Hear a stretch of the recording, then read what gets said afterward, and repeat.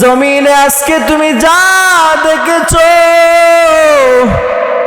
সব একদিন ধ্বংস হয়ে যাবে রে মুমিন। এই পৃথিবীতে কেউ থাকতে পারে নাই, থাকতে পারবেও না। মরণ থেকে পালাইয়া কোথায় যাও? মরণ তো তোমার পিছে পিছে ঘুরে। ওই মরণ থেকে পালাইয়া কোথাও যেতে পারবে না। কুল ইন্নাল মাউতাল্লাযী তাফিররুনা মিনহু ফাইন্নাহু মুলাকিকুম সুম্মা তুরাদ্দুনা ইলা আলিমিল গায়বি ওয়াশ শাহাদাতি ফায়ুনাব্বিউকুম বিমা কুনতুম তা'মালুন।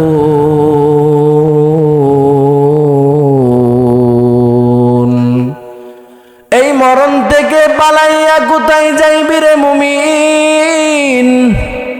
মরণ থেকে পালাইয়া যদি সুদূর দুর্গের ভিতর অবস্থান করো, এখানেও মৃত্যু তোমার বরণ করতে হবে। মরণ থেকে পালাইয়া কোথাও যেতে পারবি না। মরণ থেকে যতই পালাও মরণ তোমায় লইবে গিরি। যদিও সুদূর আকাশ প্রাণে লুকাও সেটাই লাগিয়ে সিঁড়ি। নদীপথে নৌকা চালাও কেরে মাঝি ভাই। বেলা ডুবার আগে আগে আমি অপার উঠতে চাই। ডুবে গেলে মেলার ভাই সে তো আর উঠে না। ভেঙ্গে গেলে মেলার ভাই সে তো আর জমে না। কোথা থেকে আগমন, কোথা থেকে হবে রে, কে আনিল কি কারণে জানা নাই ববেতে। আল্লাহ পাক আমাদেরকে জমিনে কেন এনেছেন? আল্লাহ পাকের গোলামি করার জন্য। তো এই মরণ থেকে যদি আমরা বাঁচতে না পারি, এই মরণের কোনো সন্দেহ নাই, সবার একদিন পৃথিবী থেকে বিদায় নিতে হবে। তো এই মরণ থেকে বাঁচার কোনো উপায় আছে? নাই। টাকা পয়সা দিয়েও বাঁচতে পারবেন না, ক্ষমতার বাহাদুরি দিয়েও বাঁচতে পারবেন না। নমরুদ অনেক টাকার মালিক ছিল, বাঁচতে পারে নাই। কারণ অনেক ক্ষমতাধর বাদশা ছিল, বাঁচতে পারে নাই। এই দুনিয়ার জমিন থেকে তারা বিদায় হয়ে চলে যাচ্ছে। আমাদেরও একদিন বিদায় হয়ে যেতে হবে, হবে কি হবে না? তো এই বিদায় হওয়ার জন্য আমাদের প্রস্তুতি নিতে হবে কি হবে না? এই মরণের প্রস্তুতি আমাদের নিতে হবে কি হবে না? এই জমিন থেকে যদি আপনি আমি চলে যাই, কি সংগ্রহ করে যাচ্ছি? আজকে যদি আমার একটি বড় প্রোগ্রাম থাকে, 10 দিন আগে থেকে আমি প্ল্যান করি ওই মেহমানের বাড়িতে আমি কি কি নিয়ে যাব, কিভাবে যাব। আপনি 10 দিন আগের থেকে চিন্তা করেছেন মেহমানের বাড়িতে কি যাবেন? অনন্ত অসীম সে অন্ধকার কবর, যেদিন আর কোনো দিন আপনি ফিরে আসবেন না। এই অন্ধকার কবরের জন্য কি সামানা আপনি তৈরি করেছেন? ওই অন্ধকার কবরে তো আপনার একা থাকতে হবে, সাথী থাকবে না, বাতি থাকবে না। ওই অন্ধকার কবরের জন্য আপনি আমি কি সংগ্রহ করেছি? একবার যদি চিন্তা করে দেখেন, জীবনের সব হিসাবগুলো এখানে বাহির হয়ে চলে আসবে। আপনার আমার শরীর থেকে রূহটা বের হয়ে যাওয়ার পর আপনি আমি যতই টাকার মালিক হই না কেন, আপনাকে আর ঘরে কেউ রাখবে না। সবাই মৃত বলে ঘোষণা করে দিবে। মসজিদে গিয়া মুয়াজ্জিন সাহেব ডেকে বলবে, অমুক ব্যক্তি দুনিয়াতে নাই, বিদায় হয়ে চলে গিয়েছেন। মসজিদে এলান করে দেন। সকালবেলায় যে আপনাকে আব্দুর রহমান বলে ডাকতো, বিকাল বেলা শরীর থেকে রূহটা বের হওয়ার পর মৃত বলে ঘোষণা করবে। আপনার আমার শরীর থেকে রূহটা বের হয়ে যাওয়ার পর আমার আপনরা ঘরের থেকে নামাইয়া ঘরের উপরে পাতলা চাটি বিছাইয়া দিবে। আমার শরীরের উপর একটা পাতলা চাদর দিয়া ডেকে রাখবে। আমার আদরের সন্তান, ছোট ছোট সন্তানগুলো এসে বাবার লাশের পাশে বসিয়া আব্বা আব্বা বলে চিৎকারের আওয়াজ। ওই ছোট মাসুম বাচ্চা বলবে বাবা জবাব দাও জবাব দাও। আরে ছোট বাচ্চা তো বুঝে না, সে তো দুনিয়া থেকে বিদায় হয়ে চলে গিয়েছে। ওই দুনিয়া থেকে যাওয়ার পর কেউ আর আপনাকে আপন বলে ডাকবে না, সবাই মৃত লাশ বলে ডাকবে।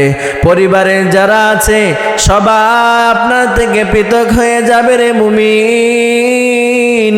আপনাকে শেষ গোসল দেওয়ার জন্য কেউ দৌড়াইয়া যাবে বাজার থেকে কাফনের কাপড় নিয়ে আসার জন্য, আর কেউ যাবে বাঁশবাগানে বাঁশ কাটার জন্য, কেউ যাবে বড়ই পাতা দিয়ে গরম পানি দিয়া, ওই গরম পানি করিয়া পাতলা একটা মশারি দিয়া টানাইয়া জীবনের শেষ গোসলটা দিয়ে দিবে। পানিটা শরীরে গরম পড়ে নাকি ঠান্ডা বলার কোনো সুযোগ আপনার থাকবে না, কারণ আপনি এখন মৃত হয়ে গিয়েছেন। সবাই মৃত বলে ঘোষণা করবে, আপনাকে আর দুনিয়াতে কেউ রাখবে না। তাড়াতাড়ি যারা আপনজন ছিল সবাই বলবে তাকে তাড়াতাড়ি কবরস্থ করো। অন্ধকার কবরে আপনাকে আমাকে রেখে আসবে, কেউ আর আপনার আপন হবে না। ওই অন্ধকার কবরে যারা আপনার সাথে গিয়েছিল, ওই কবরে রাখার পর যারা সংসারে আপনার আপন ছিল সবাই আপনাকে কবরস্থ করে চলে আসবে ঘরের ভিতরে। আমিনহা খালাকনাকুম ওয়া ফিহা নুঈদুকুম ওয়া মিনহা নুখরিজুকুম তারাতান উখরা। মাটি দিয়া দিয়া চলে আসবে, সবাই ঘরে আসিয়া ঘরের লাইট জ্বালাবে, কেউ রান্না করে ভাত খাবে, গোসল করে আরামে ঘুমাইবে। আর আপনার আমার অন্ধকার ঘর, ওই কবরতে কেউ বাতি জ্বালাবে না। ওই অন্ধকার কবরে কেউ আমার সাথে যাবে না, আপনার আমার সাথে যাবে বান্দা নেকামল। ওই অন্ধকার কবরে সাথী হবে নেকামল। চৌকেরই পলকে তুমি হতে পারো লাশ, চিরতরে বন্ধ হবে তোমার নিঃশ্বাস। হবে আলাম তোমারি নাম মসজিদের মাইকে, হবে আলাম তোমারি নাম মসজিদের মাইকে। বাড়িওয়ালা নাই রে বাড়ি নাই রে দুনিয়াতে, বাড়িওয়ালা নাই রে বাড়ি নাই রে দুনিয়াতে। বাড়ি গাড়ি মিল ফ্যাক্টরি টাকার পাহাড়, বিলাসিতায় কেটেছে জনম কত অহংকার। বাড়ি গাড়ি মিল ফ্যাক্টরি টাকার পাহাড়, বিলাসিতায় কেটেছে জনম কত অহংকার। স্বজনরা নিয়ে যাবে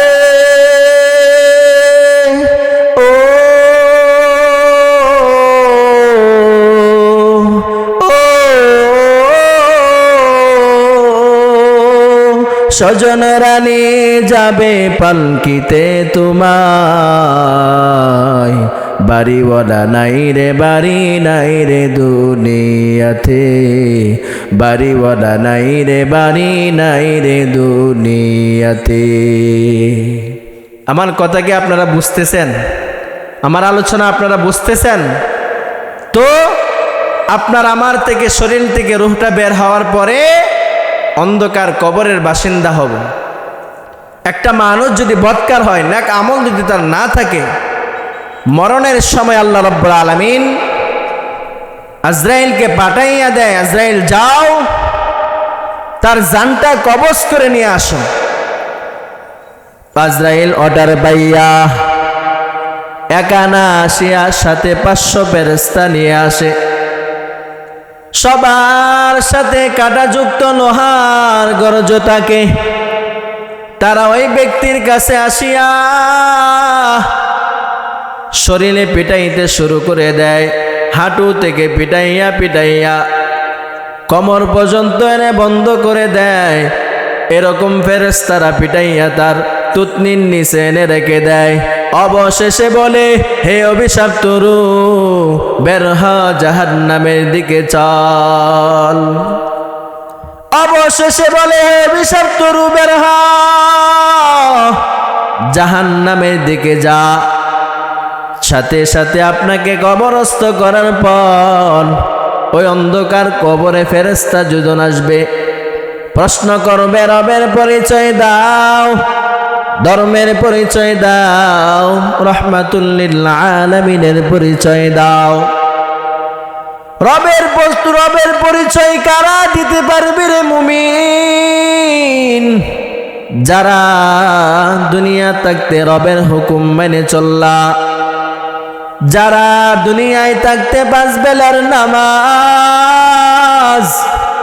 মসজিদ থেকে এলান হওয়ার সাথে সাথে 5 বেলার নামাজ মসজিদে গিয়ে পড়েছ, যারা নিজের জীবনের সব কাজগুলো রবের হুকুম অনুযায়ী চলাইলা, তারাই বলতে পারবা আমার রব হলেন আল্লাহ। আমাদের রবকে? তোমার নবীকে। নবীর পরিচয় কারা দিতে পারবি? হাতের নখ কেমনে কাটবি? নবীর সুন্নাত। পায়ের নখগুলো কেমনে কাটবি? নবীর সুন্নাত। মসজিদের ভিতরে কিভাবে প্রবেশ করবি? নবীর সুন্নাত। কিভাবে বাইর হইবে? নবীর সুন্নাত। কেমনে ঘুমাইবে? নবীর সুন্নাত। নবীর সুন্নতের দাড়িটা যারা রাখবি, তারাই বলতে পারবি আমার নবী হলেন রাহমাতুল লিল আলামিন। তোমার ধর্ম কি? ইসলাম। ধর্মকে ইসলাম কারা বলতে পারবি? যারা নিজের জীবনের সব কিছু সাজাইছো ইসলাম অনুযায়ী, নিজের সংবিধান সাজাইছো ইসলাম অনুযায়ী, তারা বলবে আমার ধর্ম ছিল ইসলাম। এজন্য আসুন আমরা নবীর মায়ায় মহাব্বতে, আছো এমন কোন যুবক আমি নবীর মহাব্বতে আজ থেকে দাঁড়িয়ে রাখবো, আর মৃত্যুর আগ পর্যন্ত দাঁড়িতে হাত দিব না, কোর লাগাবো না? দুটো হাত আল্লাহ পাককে দেখাইতে পারবা? আছো এমন কোন যুবক যে হুজুর আজকে থেকে আমি দাঁড়িয়ে রাখবো, আর কোনোদিন দাড়ি কাটবো না, নবীর মহাব্বতে দাঁড়িয়ে রেখে দিব, ওই দাড়িতে আর হাত দিব না, মরণের ভয়, আল্লাহর ভয় অন্তরে নিয়ে আজ থেকে 5 বেলার নামাজটা পড়বো, আর কোনোদিন নামাজ মিস করব না।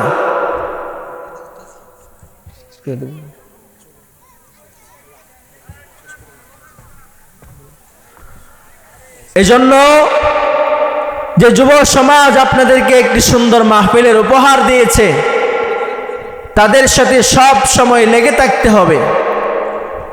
তারা যুবক, আজকে যারা বৃদ্ধ সমাজের আছি তাদেরকে পরামর্শ দিতে হবে যে কিভাবে মাহফিল করলে মাহফিল সুন্দর হয়।